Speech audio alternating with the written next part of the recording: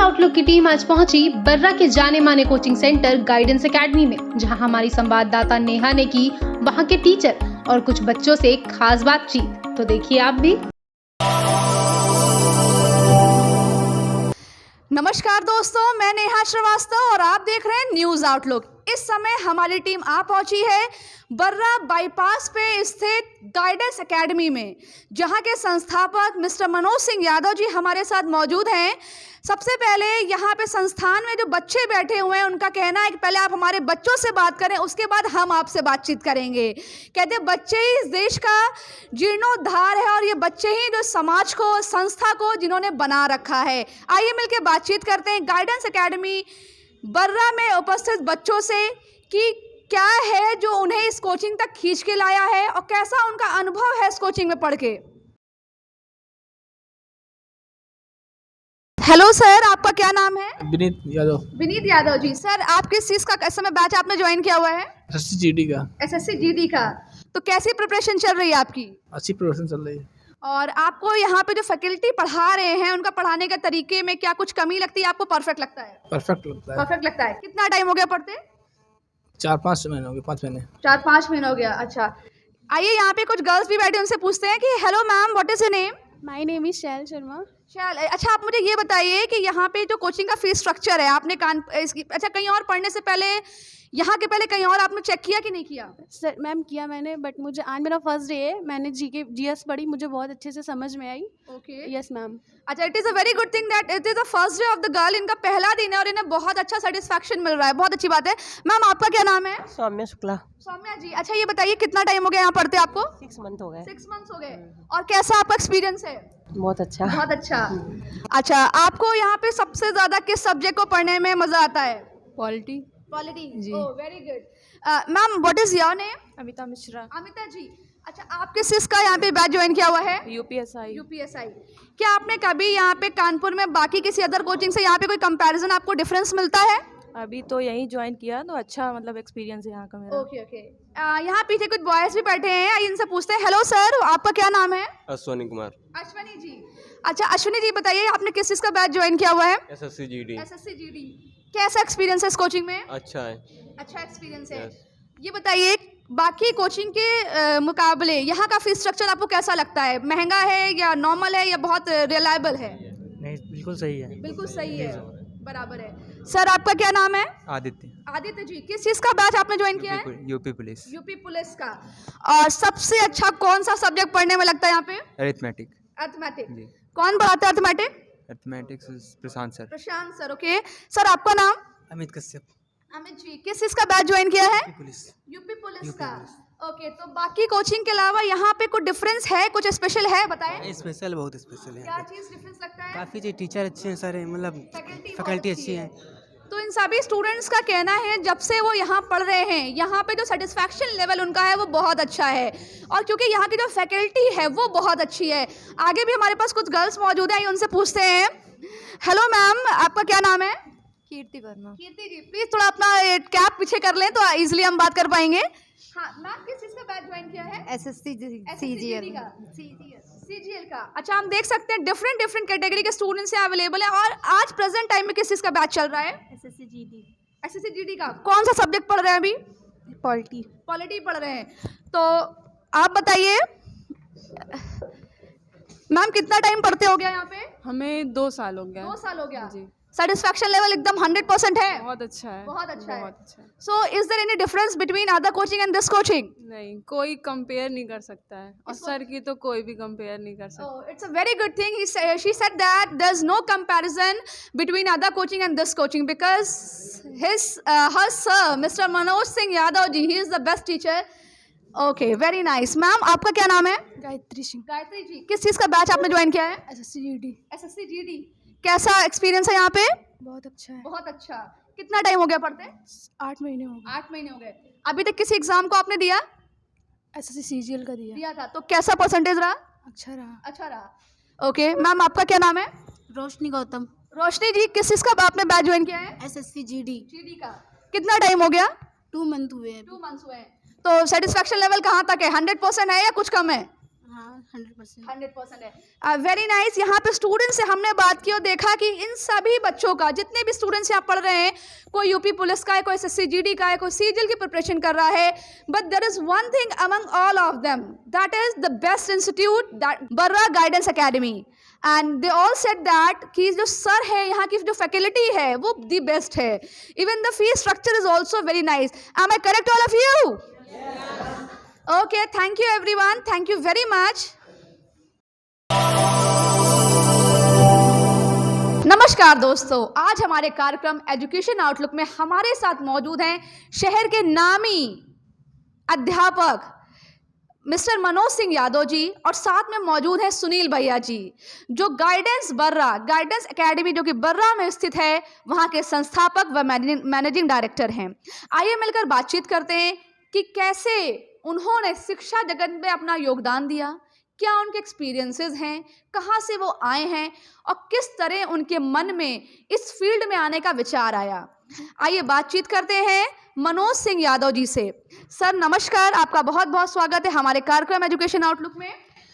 बहुत बहुत धन्यवाद आपको कि आपने हमको इस लायक समझा और हमें जो है एक अवसर दिया ताकि हम अपनी बात को लोगों तक, बच्चों तक पहुंचा सकें। ओके सर, हमें ये बताइए सबसे पहले कि आप कहाँ के मूल निवासी हैं, कहाँ से आप आए हैं कानपुर? मेरा मूल निवास तो पड़ता है, स्टेट हमारा पड़ता है बिहार से। बिहार से हम यहाँ पर वैसे तो एजुकेशन के लिए आए थे, अपने खुद के एजुकेशन के लिए आए थे, लेकिन यहाँ आने के बाद से जो है हम दूसरों को एजुकेशन देने लगे। बहुत अच्छी बात कही कि ये खुद यहाँ पे पढ़ने आए थे और यहाँ पे आने के बाद इन्होंने खुद से दूसरों को एजुकेशन देना शुरू कर दिया। सुनील भैया, मैं आपसे ये पूछना चाहूँगी, आप कहाँ के मूल निवासी हैं? मैं प्रॉपर कानपुर का, यहीं बर्रा का ही रहने वाले हैं। कितना समय हो गया आपको यहाँ मनोज सर के साथ काम करते हैं? मनोज सर से मैं परिचित तो लगभग 12 साल से हूँ। और यहाँ पर जो कोचिंग संस्थान जब से हम लोगों ने ओपन किया, लगभग 6 साल का अवसर हो रहा है। तो देख सकते हैं जो टीम वर्क इनका बहुत मजबूत है, जो किसी भी संस्थान को चलाने के लिए सबसे महत्वपूर्ण भूमिका निभाता है। 6 साल हो गया सुनील भैया को मनोज सर के साथ काम करते हुए। अच्छा सर, हमें ये बताएं कि आप अपने एक्सपीरियंसेस के बारे में बताएं, या कानपुर में आके आपने क्या शुरुआत करी, कहाँ से आपकी शुरुआत हुई, प्लीज़ हमें बताएं। कानपुर में तो हम आए थे वैसे भाई बीटेक करने के लिए, जैसे कि कानपुर उसमें 2002 के आसपास में कानपुर का इस क्षेत्र में, बीटेक के क्षेत्र में, इंजीनियरिंग के क्षेत्र में बहुत नाम था। तो जब हम लोग आए थे तो इसी के लिए आए थे। उसके बाद जब आए तो मामला ये था कि भाई यहाँ पर हमने देखा कि काकादेव जैसे जो मंडी हैं वहाँ पर फीस इनकी बहुत हाई फाई हुआ करती थी। उतनी मेरी कैपेसिटी नहीं थी कि हम जो है उनको 60-70 हज़ार दें, फिर उसके बाद हम डोनेशन दें। तो फिर हमने अपना एम चेंज किया, फिर हम सिविल की तरफ मुड़े। सिविल की तैयारी करी हमने, 2008 से शुरू कर दिया था। फिर उसके बाद हमारे पास काफ़ी अनुभव हो गया, ज्ञान हो गया, तो हमने सोचा कि भाई ये ज्ञान दूसरों को भी दिया जाना चाहिए, दूसरे का भी भला करना चाहिए। तो हमने 2012 से पढ़ाना शुरू कर दिया था।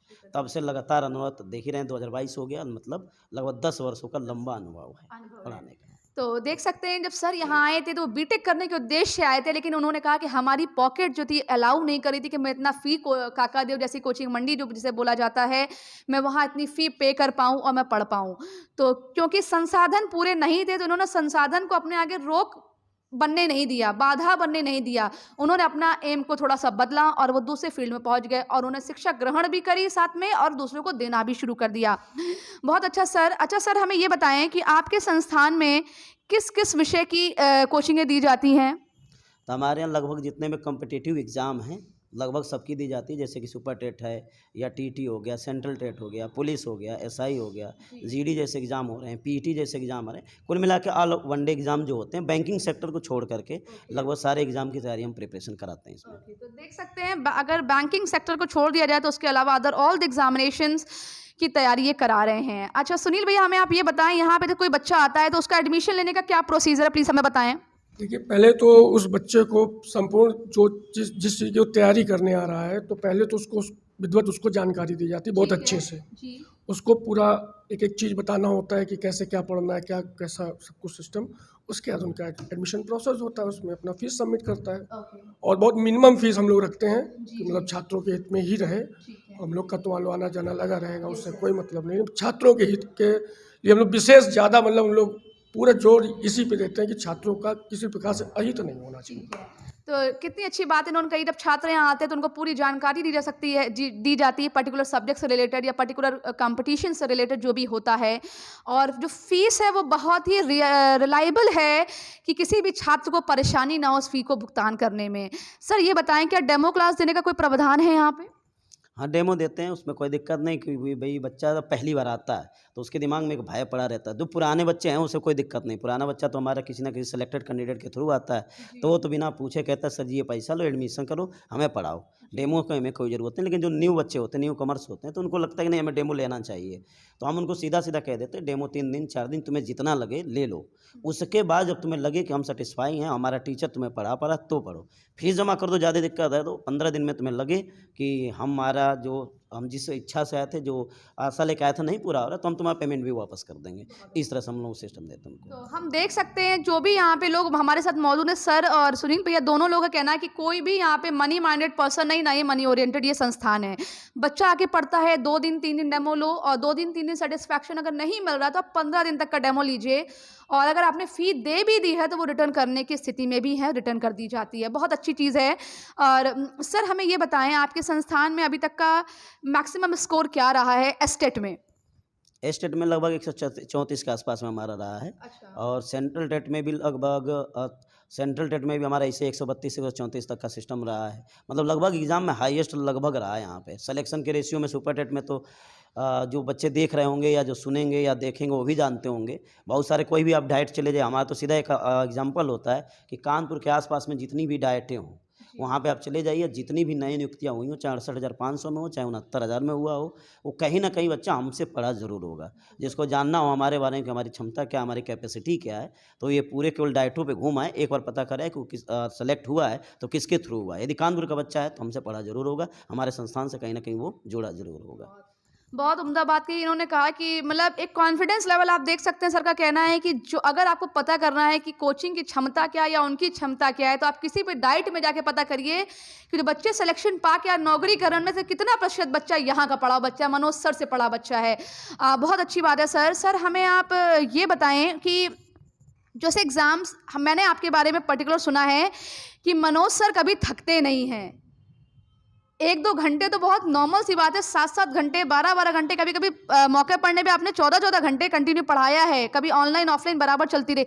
सर क्या राज है इसके पीछे, प्लीज़ हमें बताएं। देखिए, इसके पीछे कुछ राज नहीं है, बस ये है कि इच्छा शक्ति है और बच्चों के प्रति समर्पण है।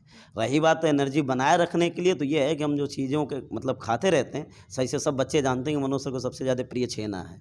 छेना हम हो सकता है 6 खा जाएँ, 8 भी खा जाएँ, दिन में 10 भी खा जाते हैं। उसी के बल पे हम पढ़ाते रहते हैं। प्लस एक यदि आपको एक आपने यदि जिज्ञासा पाल रखी हो कि हमें सफलता दिलानी है किसी भी तरीके से, तो फिर भूख प्यास वैसे भी ख़त्म हो जाती है। स्थिति तो इस समय मेरी ये है कि हम दिन में खाते ही नहीं हैं, पढ़ाते रहते हैं। और पता चले कि हमें केवल शाम को एक बार भोजन करते हैं, दिन में इसी तरह से जो सॉलिड कह सकते हैं एनर्जी जो स्रोत होते हैं उनसे ही काम चला लेते हैं। ये मेरे एनर्जी के राज हो सकते हैं। तो देख सकते हैं कि इनका कहना है कि इनकी लिविंग स्टाइल बहुत सिंपल है। आप नॉर्मली हम लोग को देखते हैं वो अपनी स्टैंडर्ड और स्टेटस को मेंटेन करने में उनकी आधी ज़िंदगी ऐसे ही बीत जाती है। बट सर का कहना है उनका खाने पीने को लेकर उनका कोई चूज़ करने वाला ऑप्शन नहीं, कहते जो मिला वो मैंने खाया। और छेना सर को बहुत पसंद है, दिन में 2, 3, 4, 10 तक पहुंच जाता है सिस्टम इनका, और वही है जो इनकी एनर्जी को मेंटेन रखता है। कंटिन्यू ये 12-12, 14-14 घंटे लगातार ये पढ़ाते हैं।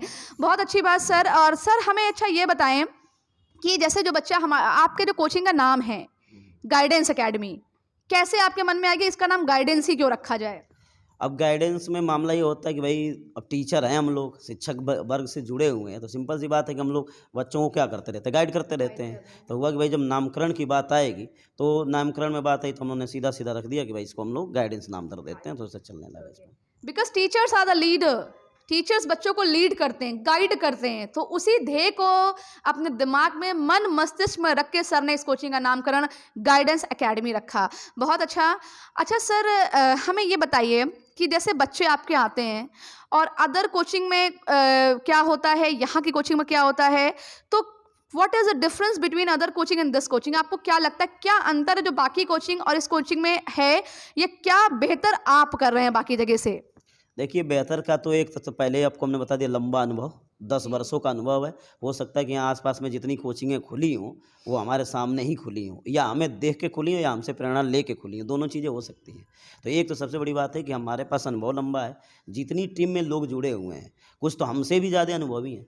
भाई हम उन लोगों के आगे कई छोटे हैं, जैसे हमारे सूर्या सर हैं वो हमसे काफ़ी सीनियर टीचर हैं। जैसे हमारे हिंदी वाले सर हैं वो हमसे काफ़ी सीनियर हो, 1998 से पैदा पढ़ा रहे हैं, जब तो हो सकता है कि हमारी पैदाइश ही जब से तब से पढ़ा रहे हैं। तो हमारे पास एक अनुभवी टीम है। एक होता है कि नए लोग पढ़ा रहे हैं, नए बच्चे हैं जिनके पास कुछ अनुभव नहीं है, अपने जो में आया झोंकते रहे। लेकिन हमारे यहाँ क्या है, एक पूरी की पूरी जो फैकल्टी है एक अनुभवी फैकल्टी है। कोई भी ऐसी हमारे पास फैकल्टी नहीं है इस समय मौजूदा हालात में जिसके पास 10 से ऊपर का एक्सपीरियंस ना हो। लगभग जितने भी टीचर हैं सब 10 वर्षों से ऊपर वाले एक्सपीरियंस होल्डर हैं। हमसे मतलब लगभग सीनियर टीचर हैं जो अनुभव रखते हैं। यही अलग जो अन्य कोचिंग है उससे हमें अलग सिद्ध करती है। प्लस हम लोग की जो वर्क करने की क्षमता है, टीचरों की जो है एकजुटता है और रिजल्ट के प्रति उनके अंदर एक जिज्ञासा जो रहती है वो हमको अन्य कोचिंगों से अलग बना देती है। बहुत अच्छी बात है। सबसे पहली चीज़ है कि why this coaching is different from other coaching and why this coaching is better than other coaching is because जो टीम वर्क है यहाँ का वो बहुत ही उम्दा है और सबके मन में वैकेंसी अगर आई तो उसको क्लियर करवाने की जो प्रेरणा है, जो एक जिज्ञासा भरी हुई है वो उस कोचिंग को अलग करती है। और सबसे बड़ी बात जो यहाँ पे शिक्षकगण जो काम कर रहे हैं, जो यहाँ की फैकल्टी है वो बहुत एक्सपीरियंस है। There is none of the person who is less than 10 years of experience, who is having less than 10 years of experience. कि कोई भी ऐसा नहीं है, सबके पास उससे ज़्यादा एक्सपीरियंस है, कम नहीं है। तो ये बहुत अच्छी बात है। अच्छा सर ये बताइए कि जब आप यहाँ पे आए, कानपुर आए, तो कानपुर आने के बाद आपने क्या इसके पहले कहीं और भी काम किया है, पढ़ाया है जैसे अपनी संस्था के अलावा? नहीं, हमने अपनी संस्था के अलावा कहीं नहीं पढ़ाया है। शुरुआत जब हम लोग करी थी तो आप लोगों ने सुना होगा कल्याणपुर में जो है शैलेंद्र सर की गाइडेंस थी, वहीं से हमने पढ़ाना शुरू करा था। उसके बाद से जब जो है अपने जब आपसी संबंध इधर उधर हुए तब ये नई कोचिंग पड़ गई थी। इसके अलावा ये कह सकते हैं कि मूल संविधान से ही हम लोग जुड़े रहे हैं, उसी संस्थान से हम लोग पढ़ाते रहे, अलग कहीं हमने पढ़ाया नहीं। ठीक पढ़ाया, फिर उसके बाद हम सीधे जो है इसको अपने हिसाब से चलाने लगे, संचालित होने लगा ये सिस्टम। सर हमें आप ये बताएं, जैसे कि हम देखते हैं नॉर्मली जब वैकेंसी बाकी हर सारे एग्जाम्स में जो आपका सब्जेक्ट जीएस है, तो जीएस है तो 2 वर्ड जीएस, लेकिन इसका जो अंदर जो उसका सार छुपा है वो बहुत बड़ा है, इतना ज़्यादा पढ़ने के लिए होता है। तो क्या स्ट्रेटजी हमारे बच्चे अपनाएं? स्पेशली एस्टेट की बात करते हैं, आप देखते हैं कि वहाँ पे पुरुष से ज़्यादा महिलाएं वर्ग उपस्थित होती हैं जब एस्टेट का बैच लगता है। और एस्टेट की एक क्वालिटी ये भी है कि महिलाओं की स्थिति आप जानते हैं, उनके घर जाके समय नहीं मिल पाता है कि वो प्रॉपर पढ़ पाएँ, घर में मान लीजिए उनके बच्चे हैं या फैमिली है। तो कुछ सारे एक ऐसे टिप्स दें जिससे महिलाएं जीएस को बहुत अच्छे से प्रिपेयर कर पाएँ और परेशानी जो उनके सामने आती है वो ना उनको हो। देखिए स्टेट का जो मामला है सब कुछ करंट पे डिपेंड रहता है। भाई 40 क्वेश्चन आते हैं और देखा जाए तो जीएस 50 नंबर की होती है, 10 साइंस की होती है। तो साइंस पे तो हम नहीं कह सकते कि एकदम रेगुलर आपको मिल जाएगा, लेकिन जैसे 30 नंबर जो करंट है, जो रिजल्ट या तो ख़राब करता है या तो बनाता है, उसके लिए भाई सिंपल सा लॉजिक होता है, हम बच्चों से कह देते या तो मेरे नोट्स ले लो जो हम बनवाते हैं करंट का, उसको लेके पढ़ो। और नहीं कर सकते हो तो करंट का जो अखबार है पर डे कुछ ना करें, 1.5 घंटे अखबार पढ़ें, पर डे 1.5 घंटे अखबार पढ़िए। दैनिक ले लीजिए, हिंदुस्तान ले लीजिए, जो भी आपको लगे सुविधाजनक उसको लेकर आप पढ़ते रहिए। शेष जैसे हमारी क्लासें चलती रहती हैं, यूट्यूब पर भी चलती रहती है, यूपी सुपर 100+ पे, वहाँ से हम लगातार कोशिश करते रहते हैं कि अखबार की कटिंग लगा के करंट की बातें हम पर डे करते रहें, उसको केवल देखते रहें। ये मान के चलिए कि अभी जो मेरा अनुभव है, चाहे 68,000 हो, चाहे ये 69,000 रहा हो, हमारे 30 में से लगभग 28 से 29 क्वेश्चन बच्चे करके आए। हाँ, जैसे कि अभी हमारे साथ सुनील भैया बैठे हैं, देखिए कुछ बोलना चाहते हैं। सर बताएं क्या कह रहे हैं आप? मैं ये कहना चाह रहा हूँ जो 69,000 की वैकेंसी जो हुई थी उसमें मनोज सर के द्वारा एक हमारा छोटा भाई है विशाल यादव, उसका करंट अफेयर्स में 30 नंबर था। कितनी बड़ी बात है कि यहाँ पे लोग ये सोचते हैं कि 2 से 4 क्वेश्चन भी फंस जाएं तो बहुत बड़ी बात है, टीचर का पढ़ाया। और यहाँ पे उनका कहना है कि विशाल यादव नाम का एक बच्चा था जो 69,000 वैकेंसी में था और उसके 30 में से 30 क्वेश्चन सही थे। एंड मतलब ये एक नॉर्मल बात नहीं, एकदम हम मेरे लिए तो अब नॉर्मल सी बात हो गई। बहुत बड़ी बात है ये कि किसी का पढ़ाया वो 30 आउट ऑफ 30 पर फंस जाना बहुत बड़ी बात है। सर बहुत अच्छा सर ये बताइए कि आप जैसे जीएस है, जीएस के अलावा आपको और कौन सा क्षेत्र जिसमें आपको इंटरेस्ट है? देखिए जीएस के अलावा हम कोई चीज़ नहीं पढ़ाते, मैं तो हमारे एकदम 0 है। अदर सब्जेक्ट तो ऐसे समझ लो कि जैसे आप जितना अदर सब्जेक्ट से डरते हो, जैसे आप जीएस से जितना डरते हो वैसे समझो कि हम अदर सब्जेक्टों से डरते हैं। इसके अलावा मेरा कहीं अनुभव नहीं है। और वैसे मेरा जो एक अनुभव है जो कह सकते हैं व्यक्तिगत अनुभव, वो है कुकिंग। खाना मैं बहुत अच्छा बनाता हूँ, चाहे किसी भी प्रकार का खाना हो, नॉन वेज हो, वेज हो, जो भी दुनियादारी हो, चाहे दक्षिण भारतीय भोजन हो चाहे उत्तर भारतीय भोजन हो, इसमें हम एक्सपर्ट हैं, उसमें कोई दोहरा नहीं। इसके अलावा हमें कभी जैसे लगता है कि नहीं हमें कुछ एक्स्ट्रा करना चाहिए, तो हम जो है यही सब कुकिंग वुकिंग किया करते हैं। कई बार लोगों को पार्टी भी देते हैं, अपने ग्रुप वाले लोगों को। बाटी चोखा सबसे ज़्यादा स्पेशल मेरा फेमस है कि बिहार से हैं तो बाटी चोखा फेमस होना तो स्वाभाविक है। ये है।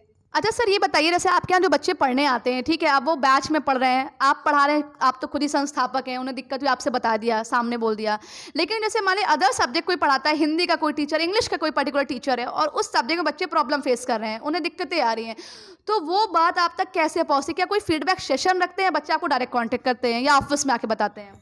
उसमें सारी सिस्टम है, फीडबैक का भी कभी कभी करा लिया करते हैं। उनको छूट है, हमारा नंबर भी चल रहा होता है कि आप लगे तो आप हमें डायरेक्ट कांटेक्ट कर सकते हैं, नहीं तो नीचे सुनील भैया बैठे हैं, दो लोग तीन लोग यहाँ देखते रहते प्रॉपर वे में। यहाँ तो हमारा आना जाना मतलब समझ लो कि आज हम प्रॉपर वे में हैं, सातों दिन यही लोग देखते हैं, तो जो भी चीज़ें हैं ऊपर नीचे सूचना पहुँच जाती है कि यहाँ पर समस्या हो रही, फिर हमारे पास पहुँच जाती है, फिर संबंधित टीचर को सूचित किया जाता है, भाई आप इसको देखिए, समस्या का समाधान करिए। तो तीनों कह सकते हैं कि डायरेक्ट भी हमसे कनेक्ट कर सकता है, ऑफिस में अपना शिकायत दिखा सकता है, बीच बीच में हम लोग फीडबैक भी कराते रहते हैं कि किस टीचर का क्या रिस्पांस है, कितना बच्चा किसको लाइक कर रहा है, उससे भी हम लिख लेते हैं कि क्या चल रहा है क्या नहीं चल रहा है। अच्छा सर, ये बताइए सीटेट का जो एग्जामिनेशन होता है उसमें 90 मीन्स कैसे 50-50 होता है, पेडागॉजी बहुत आती है, तो क्या सर उस क्षेत्र को भी आप डील करते हैं? नहीं, उसमें क्या है कि जो है धर्मेंद्र सर हमारे हैं, जो ये सारा एरिया उन्हीं का होता है, 90 नंबर उनके पास होता है। शेष जैसे कि आपने कहा कि भाई 15-15 50 का मतलब वही हो गया, 30 नंबर सीडीपी वाला हो गया, शेष पेडोलॉजी वाला हो गया, हर सेक्शन से 15 चौको 60 नंबर, यानी 90 नंबर उधर हो गया।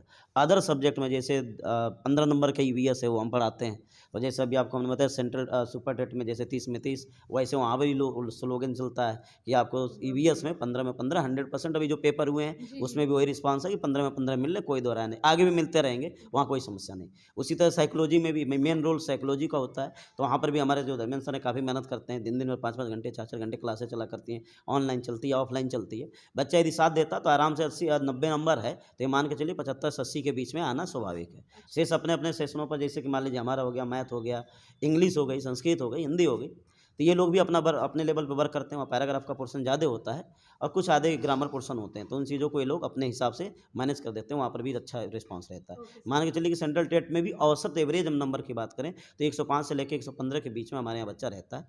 अब हाईएस्ट का तो आपको हम पहले बता चुके हैं, 34। हाँ 34 आपको बता ही चुके हैं।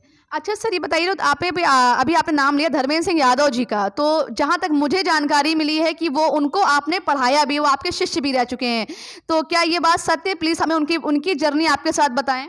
हाँ, वो हमारे शिष्य रहे हैं वो तो।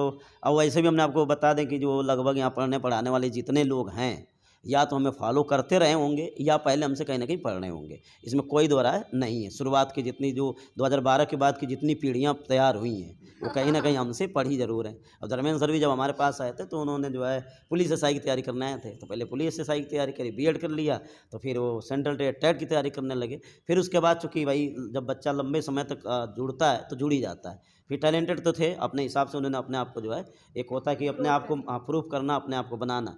तो अब ये भी आप कह सकते हैं कि हर शिष्य हमारे साथ खड़ा नहीं हो सकता, वही खड़ा हो सकता है जो अपने आप को हमारे बराबर लेके आएगा। तो उन्होंने अपने वर्क से, अपने मेहनत से जो है अपने आप को इतना खड़ा किया कि हमारे बराबर आके वो खड़े हैं और हमारे साथ चल रहे हैं। आज हमारे पार्टनर भी हैं, सहयोगी भी हैं, या कह सकते हैं कि भाई भी हैं, छोटे भाई की तरह से हम ट्रीट करते हैं, वो सब लोग हमको बड़े भाई की तरह से ट्रीट करते हैं, इसमें कोई दो राय नहीं है। नहीं, ये चीज़ तो मैंने खुद ही यहाँ पे संस्था में जब भी कभी बात हुई आपके स्टूडेंट्स है लोगों से, तो मैंने ये देखा है कि आपका दूसरों के प्रति और दूसरों का आपके प्रति जो सम्मान का भाव है वो बहुत ही अच्छा, बहुत ही उसका स्तर बहुत ही ऊंचा है। सर ये बताएं, जो आपके यहाँ जो फैकल्टी इस समय वर्क कर रही है, तो क्या सारी फैकल्टी लोकल की है या शहर से बाहर की भी कुछ लोग हैं? भैया बताएंगे सारे। अच्छा, सर बैठे हैं, देखिए सुनील भैया कह रहे हैं बताएंगे। सर आप बताएं, जो फैकल्टी यहाँ पे वर्क कर रही है वो फैकल्टी कहाँ की है? सब लोकल की है या कुछ शहर से बाहर के भी लोग हैं? काफ़ी लोग शहर से बाहर से भी हैं, जैसे कि हमारे यहाँ सूर्या सर हैं, सबसे सीनियर टीचर, सर ने नाम भी लिया पहला, तो ये अपना शुक्लागंज उन्नाव से आते हैं। और वहीं से हिंदी वाले एक सर हैं, वो भी वहीं से आते हैं, उन्नाव से ही हैं। और 2-3 लोग यहाँ लोकल ही रहते हैं। और हम देख सकते हैं जो संस्थापक हैं यहाँ के, वो तो ऑलरेडी बिहार के हैं, तो बाहरी तो दुनिया यहाँ पे पूरी बसी हुई है, लेकिन वहाँ के सभी लोग आके कानपुर में किस तरह वर्क कर रहे हैं वो वाकई में देखने लायक है और बच्चों को इससे प्रेरणा लेने लायक है। सर अच्छा, एक बहुत ही मैं क्वेश्चन आपसे करना चाहूँगी, बहुत से बच्चों का भी पूछना है और हम लोग का पूछना है कि भाई इतना टाइम हो गया, अब आप सिर्फ ज्ञान दे रहे हैं लोगों को बराबर, ठीक है, मेहनत कर रहे हैं बराबर, खाना खुद बना के खा रहे हैं, अब सर आप ये बता दें आप शादी कब करने वाले हैं? देखो इसका जवाब आज तक हम खुद ही नहीं ढूंढ पाए हैं तो तुम्हें कैसे जवाब दे देंगे। जिस दिन जवाब मिल जाएगा उस दिन जवाब हम दे देंगे, सबको दे देंगे। वैसे तो हर क्लास कोई ऐसी क्लास नहीं होगी जहाँ ये सवाल उठता ना हो। हर बच्चा एक पढ़ाते पढ़ाते जाते हैं, बीच में कहीं से बात आई तो ये बात ज़रूर आती है, लेकिन इसको देखेंगे भाई, समय का होता है, हमारे ना करने से हो जाएगा ना हमारे कहने से हो जाएगा। भगवान की हाँ, मर्जी जो वाला सीन है। होगा जहाँ पर भी समय लगेगा, जब आ जाएगा सही समय तो वो भी आ जाएगा, सबके सामने आ जाएगा। इसमें सर पार्टी आपको बहुत लंबी देनी पड़ेगी, बच्चों की कतार बहुत लंबी है, उनके साथ हम लोग भी शामिल हैं, क्या सर सही बात है ना? पार्टी तो छोड़िए, हम भंडारा कराएंगे भाई, सीधे सीधे भंडारा चलेगा, पार्टी तो कुछ होना ही नहीं है, तो उसके लिए तो हमें भंडारा कराना पड़ेगा, जिसको आना आता रहे जाता रहे, इस तरह का सिस्टम डालेंगे। बहुत बढ़िया है। सर का कहना है कि शादी जो जीवन का वो भी एक पहलू है, वो भी जिस दिन होगी सबको अनाउंसमेंट होगा, पता चलेगा, और सिर्फ पार्टी से काम नहीं चलेगा। सर का कहना है भंडारा करेंगे, हर व्यक्ति खाए, जानने वाला भी और अनजान व्यक्ति भी। बहुत अच्छी बात। सर आपका क्या मैसेज है आपके विद्यार्थियों के लिए कि किस तरह से वो तैयारी करें, किस तरह से वो आगे बढ़े? प्लीज़ एक मैसेज दें अपने विद्यार्थियों को। उसमें देखिए क्या है कि मैसेज ये है कि भाई, एक तो जैसे कि आप लोग देख ही रहे हो 2019 से लेकर के अभी तक का जो दौर रहा है, बीच में 2 साल तो कोरोना चला गया, तो स्थितियां ऐसी रहीं कि भाई हम ये भी नहीं कह सकते हैं सरकार इसके लिए दोषी है। 2 साल तो ऐसा स्थिति रहा कि ना बाहर से हम निकल ही नहीं सकते थे, एग्जाम की कोई बात ही नहीं है। लेकिन अब 2019 से लेकर 2022 चला गया, 23 आ चुका है, 24 आ रहा है। इस समय कहीं ना कहीं बच्चे जो हतोत्साहित हो जाते हैं। कई बार बहुत सारे ऐसे बच्चे हैं जो अपने एग्ज़ाम को ब्रेक भी कर देते हैं। बहुत सारे हो सकता है 2019 वाले इधर उधर कमाने लगे, ठीक, लेकिन हम ये कहना चाहेंगे जो भी बच्चे हैं अपने धैर्य को बनाए रखें, नहीं जाते तो निरंतर पढ़ाई को लगे रहें। जब एग्ज़ाम कोई आता है पास में आ जाए तो उसे तेज़ गति से अपनी तैयारी को बढ़ा दें। तो उनको सीधा सा कॉन्सेप्ट है, पढ़ाई जब तक आपके पास है, जब तक आपके पास क्षमता है, जब तक आपके पास एज है, तो हमारे हिसाब से आप तैयारी यदि करें हैं, BEd BT से करें हैं, या आपने जो भी योग्यता धारण करी है उसके अनुसार अपने तैयारी को जारी रखिए। नहीं 100% तो 50% जारी रखिए। जब एग्ज़ाम आ जाता है, पास में नोटिफिकेशन आ जाता है, तो 100% कर दीजिए, सफलता मिल जाएगी, उसमें कोई दो राय नहीं। बहुत अच्छी बात है। तो कहना ये कि बच्चा किसी भी परिस्थिति में क्यों ना, लेकिन अपनी पढ़ाई को रोकना नहीं है आपको, और कंटिन्यू आप पढ़ाई करते रहें। आप अगर 100% पढ़ाई अगर अभी नहीं कर पा रहे, आप 50% कर, लेकिन उसको छोड़े ना। जिस समय वैकेंसी का दौर आता है, वैकेंसी आती है, तो आप तेज़ रफ्तार से अपनी पढ़ाई को शुरू करें, क्योंकि वही एक समय जो आपको सफलता दिला सकता है। तो what is the main thing that he said is continuity आपको बनाए रखनी, वो कहीं पे भी ब्रेक नहीं होनी चाहिए। सर बहुत अच्छा लगा आपसे बात करके, और बहुत बहुत धन्यवाद हमारे चैनल में आने के लिए, इतना समय देने के लिए। Thank you sir. और अगर आप नए वर्ष की बधाई देना चाहें तो बिल्कुल अपने विद्यार्थियों को दें। हम वैसे भी दे चुके हैं, लेकिन एक बार और आपके चैनल के माध्यम से भी जो है, जितने भी जो लोग हमसे जुड़े हुए हैं या जो हमसे पढ़े हुए हैं, जो हमसे पढ़ रहे हैं, सबको हम आशा यही रखेंगे कि जो ये नया वर्ष है 2023, वैसे भी हम बच्चों को कह चुके हैं कि 2024 तक सब ठीक ठाक रहा तो हमसे जुड़ने वाले सभी लोगों को नौकरियां हम दे देंगे। प्रयास हम यही करेंगे, ऊपर वाली कृपा रही तो जो भी लोग जुड़े हैं सबको नौकरियाँ कम से कम तो मिल ही जाएंगी 2024 तक। चलिए, बहुत सर आप कुछ बोलना चाहेंगे? धन्यवाद। ठीक है, थैंक यू सर। इसी के साथ आप लगातार देखते रहिए न्यूज़ आउटलुक। मैं नेहा श्रीवास्तव।